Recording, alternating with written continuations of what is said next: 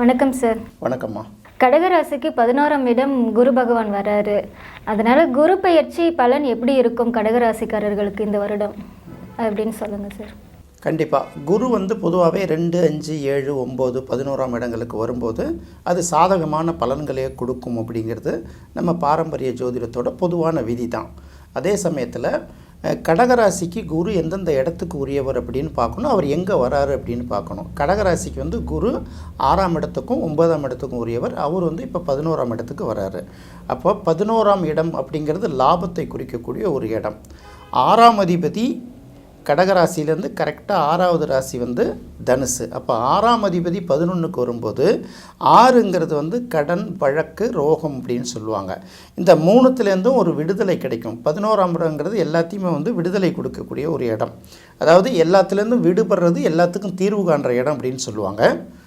அப்போ கடகராசிக்கு 6ஆம் இடத்துக்குரிய குரு பகவான் 11ஆம் இடத்துக்கு வர்றதுனால ஏற்கனவே கடன் வாங்கியிருந்தாங்கன்னா அந்த கடன்லாம் அடைபடுவதற்கான வாய்ப்பு இந்த தடவை அதிகமாக இருக்குது. அடுத்தது ஏதாவது வம்பு வழக்குகள், ஏதாவது கோர்ட்டு கேஸு இதெல்லாம் நடந்துக்கிட்டு இருந்ததுன்னா அந்த வழக்குகள்லேருந்து விடுபடுறதுக்கான வாய்ப்பு கிடைக்கும். மூணாவதாக பார்த்திங்கன்னா இந்த நோய், சில பேருக்கு ஏதாவது நோய் பாதிப்பு, உடல்நிலை பாதிப்புகள் இதெல்லாம் இருந்ததுன்னா அதிலிருந்து ஒரு நல்ல தீர்வு கிடைக்கும். அடுத்தது இது வரைக்கும் சில பேர் தொழில் நெருக்கடி ஒரு பக்கம் இருந்தால் கூட தொழிலுக்கு சரியான ஆட்கள் கிடைக்காமல் இருந்துகிட்டு இருப்பாங்க இல்லையா, இந்த ஆட்கள் கிடைக்காமல் இருக்கிற சூழ்நிலை மாதிரி நல்ல பணியாளர்கள் கிடைப்பாங்க. வேலை தேடிட்டு இருக்கிறவங்களுக்கு வேலை கிடைக்கும். அதையும் தாண்டி நல்ல வாய்ப்பு கிடைக்காம சில பேர் தவிச்சிட்ருப்பாங்கள்ல, அவங்களுக்கு இந்த தடவை நல்ல வாய்ப்பு கிடைக்கும் அப்படிங்கிறது இந்த குரு பயிற்சியோட முக்கியமான பலன். குரு பகவானே கடகராசிக்கு 9ஆம் அதிபதியாகவும் வர்றதுனால பாக்கியாதிபதி அப்படின்னு சொல்கிறோம்ல, பாக்கியாதிபதி லாபஸ்தானத்தில் உட்கார்றது ரொம்ப விசேஷம். இப்போ தந்தையால் நல்ல வருவாய் கிடைக்கும். வருவாயின்னு எடுக்க முடியாது, தந்தையால் ஒரு மகனுக்கு என்னென்ன கிடைக்குமோ அதெல்லாம் கண்டிப்பாக கிடைக்கும். அப்போ என் தந்தை இல்லைன்னா என்ன அப்படின்னு ஒரு கேள்வி வரல. தந்தை இல்லாதவர்கள் கூட அந்த ஸ்தானத்தில் இல்லை மூத்தவர்கள், நம்மளை விட மூத்தவர்கள், நம்மளோட சீனியர்கள், அவங்களால கிடைக்க வேண்டிய பெனிஃபிட்ஸ் எல்லாம் அவங்க ஏதாவது பெண்டிங் இருந்ததுன்னா கிளியர் பண்ணி கொடுத்துருவாங்க. அடுத்தது 9ஆம் இடம் பயணத்தை குறிக்கக்கூடிய இடம். அந்த 9ஆம் இடத்துக்குரிய கிரகம் 11ஆம் இடத்துல உட்கார்றதுனால இது வரைக்கும் தள்ளி போட்ட பயணங்கள், குறிப்பாக வெளிநாட்டு பயணங்கள் கூட சொல்லலாம். இப்போ வெளிநாட்டு பயணம்ங்கிறது படிக்கிறதுக்காகவும் போகலாம், தொழில் ரீதியாகவும் போகலாம், இல்லை வேறு எந்த ஆன்மீக சுற்றுலா தலங்கள் கூட வெளியூர் வெளிநாடுகளுக்கு போகிறோம்ல, இந்த தள்ளி போன பயணங்கள் எல்லாமே இனி தடை இல்லாமல் நடக்கும் அப்படிங்கிறது இந்த குரு பயிற்சி கடகராசிக்கு கொடுக்கக்கூடிய ஒரு முக்கியமான பலனாக சொல்லலாம். இப்போது கடகராசியை பொறுத்த வரைக்கும் குரு 11ஆம் இடத்துக்கு வந்திருக்கு, லாபஸ்தானத்துக்கு வந்திருக்குங்கிறது ஒரு பக்கம் பார்த்தா கூட ஏற்கனவே 6ஆம் அதிபதியாக இருக்கக்கூடிய குருவும் 9ஆம் அதிபதியாக இருக்கக்கூடிய குருவும் 11ஆம் இடத்துக்கு வந்திருக்குன்னு பார்த்தோம். எல்லா வகையிலும் சாதகமாக இருந்தால் கூட சரராசிகள் சரலக்கணங்களுக்கு 11ஆம் இடம் ஒரு பாதகஸ்தானம் அப்படின்னு சொல்லுவாங்க. அப்போ என்ன தான் வருவாய் வந்தால் கூட அதுக்கான செலவுகள் காத்துட்ருக்கோம். செலவுகள் காத்துட்ருக்கோம் இல்லையா, ஏற்கனவே கமிட் ஆகிருக்கக்கூடிய கடன்கள்லாம் பிரச்சனைகள்லாம் இருக்குல்ல, அதெல்லாம் செட்டில் பண்ணுறதுக்கு தயாராக இருக்கும். அதனால் வருவாய் வரும்போது இந்த வருவாயை சாதகமாக பயன்படுத்திக்கிறது. அடுத்தது பழைய கடன்களை, பழைய கமிட்மெண்ட்டுகளை கிளியர் பண்ணுறதுக்காக இதை பயன்படுத்திக்கணும். ஸோ 11ஆம் இடம்ங்கிறது லாபஸ்தானமாக இருந்தாலும் வரக்கூடிய பணங்கள் எல்லாமே பாதகஸ்தானங்கிறதுனால வரக்கூடிய பணங்கள் எதுவும் கைக்கு எடுக்கிற அளவுக்கோ சேமிக்கிற அளவுக்கோ இருக்காது. ஆனால் பெரிய அளவுக்கு அன்றாட செலவுகளுக்கும் அந்த கமிட்மெண்ட்டுகளை கிளியர் பண்ணுறதுக்கும் போதுமானதாக வருங்கிறது ஒரு ப்ளஸ் பாயிண்ட்டு. இப்போது கடகராசிக்கு 11ஆம் இடத்துல இருக்கக்கூடிய அந்த குரு பகவான் 5ஆம் பார்வையாக கன்னி, அது கடகத்துக்கு 3ஆம் இடம். கடகத்துக்கு 3ஆம் இடத்தை இப்போதைக்கு குரு பார்க்குறதுனால ஏற்கனவே அங்கே கேது அமர்ந்து இருக்குது.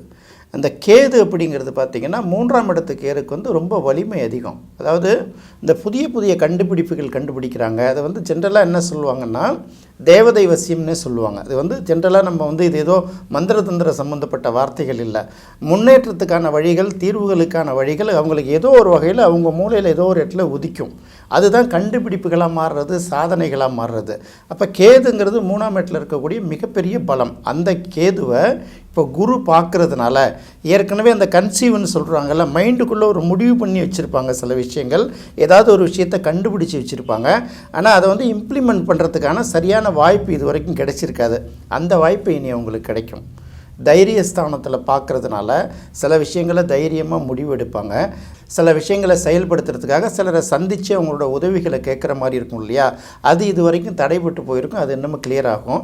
எங்கேயாவது இந்த தொழில் ரீதியான பயணங்கள், புதிய ஒப்பந்தங்களில் கையெழுத்திடுறது, புதிய நபர்களை சந்திக்கிறது, அதன் மூலமாக காரியம் சாதிக்கிறதுலாம் சொல்கிறாங்கல்ல, இதெல்லாம் இனிமேல் நல்ல மாதிரி நடக்கும். ஏன்னா இந்த 3ஆம் இடத்தை குரு பார்க்குறதுனாலையும் அந்த இடத்துல ஏற்கனவே கேது இருக்கிறதுனாலையும் இது வந்து நல்ல சாத்தியமாகுங்கிறத இது வந்து ஒரு நல்ல பலன். கடகராசிக்கு 5ஆம் இடமான விருச்சிகத்தை குரு பார்க்குறதுனால இவங்க வந்து பிள்ளைகள் வழியில் நிறைவடைவாங்க. பிள்ளைங்க இது வரைக்கும் சரியாக படிக்கலையே, ஏன்னா ஏற்கனவே சனி வந்து 10ஆம் பார்வையாக விருச்சிகத்தை பார்த்துட்ருக்கு கும்பத்திலேருந்து. அதனால் பசங்களோட படிப்பில் கொஞ்சம் தடைப்பட்டிருக்கும். அதனால் பசங்க சரியாக படிக்கலையே, நம்ம பசங்களாம் சரியாக சொல்கிறத கேட்கலையே, நாமளே ஏற்கனவே ப்ரெஷரில் இருக்கோமே, பசங்களும் இப்படி பண்ணுதேன்னு சொல்லிட்டு ஒரு மாதிரி மனசளவில் அவங்க கொஞ்சம் ஒரு மாதிரி வருத்தத்தில் இருப்பாங்க. இந்த வருத்தங்கள்லாம் தான் இனிமேல் குறைஞ்சிடும். ஏன்னா சனி பகவான் வந்து 5ஆம் இடத்தை பார்க்கும்போது சிந்தனை ஓட்டத்தை வந்து கொஞ்சம் பிரேக் பண்ணுவார். அவர் 5ஆம் இடத்துல அந்த சிந்தனை ஓட்டத்தை பிரேக் பண்ணும்போது படிக்கிறது மறந்து போயிடும். அப்போ புதுசாக என்ன திங்க் பண்ண முடியாது. அடுத்தது வந்து நம்ம யோசிக்கிறது எல்லாமே தலைகீழ வந்து சில நேரத்தில் முடியும். நம்ம மனசில் என்ன நினைக்கிறோமோ 5ஆம் இடத்தோட சனி சம்மந்தப்பட்டாலும் சரி, பார்த்தாலும் சரி, அப்போ என்ன பண்ணால் நம்ம என்ன சிந்திக்கிறோமோ அதுக்கு எதிர்மாறாக சில விஷயங்கள் நடக்கும். அதனால் என்ன பண்ணோம், அந்த மாதிரி கொஞ்சம் நாட்களாக இந்த ஒரு வருஷமாக அந்த மாதிரி சில ஏமாற்றங்கள் அவங்க சந்திச்சுட்டு இருப்பாங்க. அந்த நிலை மாறும். எப்படின்னா குரு 5ஆம் இடத்தை பார்க்குது இல்லையா, அதனால் பசங்க நல்லா படிக்க ஆரம்பிக்கும். பசங்களுக்காக இவங்க சில திட்டங்கள் வச்சுருப்பாங்க, எதிர்கால திட்டங்களாக. அதை வந்து இம்ப்ளிமெண்ட் பண்ணுறதுக்கான காலகட்டம் இது வரைக்கும் சரியாக அமைஞ்சிருக்காது. இனி அது வந்து கிளியர் ஆகும். பசங்க வழியில் ஓரளவு ஏற்பட்டிருந்த கவலைகள் வந்து கொஞ்சம் கொஞ்சமாக தீரும் அப்படிங்கிறது சந்தேகம் இல்லை. அடுத்தது ரிஷபத்தில் இருக்கக்கூடிய குரு வந்து 9ஆம் பார்வையாக கடகராசிக்கு 7ஆம் இடமான மகரத்தை பார்க்குது. அப்போ 7ஆம் இடம்ங்கும்போதே வாழ்க்கை துணை அப்படின்னு வந்ததில் ஆணாக இருந்தால் மனைவி, பெண்ணாக இருந்தால் கணவர். இந்த வாழ்க்கை துணை விஷயத்தில் இது வரைக்கும் இருந்த ஒரு நெருக்கடி விலகி இனி வந்து ஹஸ்பண்ட் ஒய்ஃபுக்குள்ளே ஒரு இணக்கமான உறவு ஏற்படும். இந்த தொழில் பார்ட்னர்கள் நிறைய பேர் இருப்பாங்க, இந்த பிஸ்னஸ் பார்ட்னர்ஸ்லாம் இருக்காங்கல்ல, அவங்களுக்குள்ளே வந்து ஏதோ சின்ன சின்ன ஒரு மன வருத்தங்கள்லாம் இது வரைக்கும் இருந்திருந்தால் அதெல்லாம் மாறிடும். அப்புறம் தொழிலுக்கு தேவையான இன்வெஸ்ட்மெண்ட்டு கிடைக்காம கஷ்டப்பட்டுருப்பாங்கல்ல, அதெல்லாம் நல்லா வர ஆரம்பிச்சிடும்.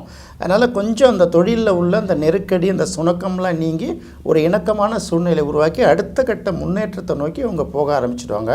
பொதுவாக இந்த குரு பயிற்சியால் குருவால் அதிக பலனடைய போகக்கூடிய ராசியில் ஒன்று முக்கியமான ராசி வந்து கடகத்தை நம்ம சொல்லலாம். ஏன்னா கடகத்திலேருந்து 3ஆம் இடத்தை பார்க்குது, 5ஆம் இடத்தை பார்க்குது, 7ஆம் இடத்தை குரு பார்த்துடுது. ஆனாலும் இங்கே என்ன ரொம்ப முக்கியமாக கவனிக்க வேண்டியிருக்குன்னா, ஏற்கனவே வந்து அவங்க கண்ட சனியிலேருந்து தப்பிச்சு இப்போ அஷ்டம சனியில் இருக்காங்க. கண்ட சனியை ஒப்பிடும்போது அஷ்டம சனி வந்து கொஞ்சம் பாதிப்பு குறைவு தான். ஆனாலும் திட்டமிட்டபடி எதுவும் செய்ய முடியாமல் தடுமாறிக்கிட்டு இருக்கும். அடுத்தது 9ஆம் இடத்துல ராகு இருக்குது. 9ஆம் இடத்துல பொதுவாக பாக்கியஸ்தானத்தில் சுபக்கிரகங்கள் உட்காரும்போது நல்ல விஷயங்களை கொடுக்கும்.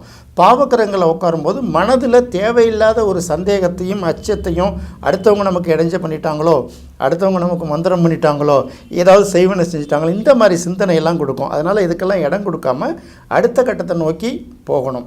அதாவது கடகராசியை பொறுத்த வரைக்கும் கடந்த 3 வருஷத்துக்கு மேலே அவங்க கடுமையான நெருக்கடியை தான் சந்திச்சுட்டு வராங்க. அந்த நெருக்கடி இந்த குரு பயிற்சியால் கொஞ்சம் விலகும் அப்படின்னு பார்த்துட்டோம்னா நிச்சயமாக அவங்களுக்கு இந்த குரு பயிற்சி ஒரு மகிழ்ச்சியான குரு பயிற்சியாக தான் இருக்கும். அதாவது எப்படின்னா ரெகுலரான பயணம் போயிட்டுருக்கும். ஏற்கனவே இருக்கக்கூடிய ஒரு 100 தடைகள் இருந்ததுன்னா அதில் கிட்டத்தட்ட ஒரு 60 தடைகளை அகற்றிட்டு வெளியில் வரலாம். அப்படி பார்க்கும்போது இந்த குரு பயிற்சி கடகத்துக்கு ஒரு சாதகமான குரு பயிற்சி தான். கடகராசிக்காரங்களுக்கு இந்த குரு பயிற்சியால் ஏற்படக்கூடிய நல்ல பலன்களை முழுமையாக பயன்படுத்திக்கிருக்கோம்.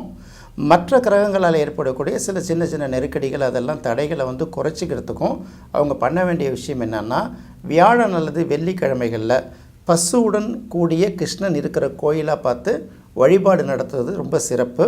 அப்படி இல்லைனா கூட கிருஷ்ணர் வந்து பசுவோடு இருக்கக்கூடிய படத்தை எடுத்து தன்னுடைய பர்ஸில் வச்சுக்கலாம்.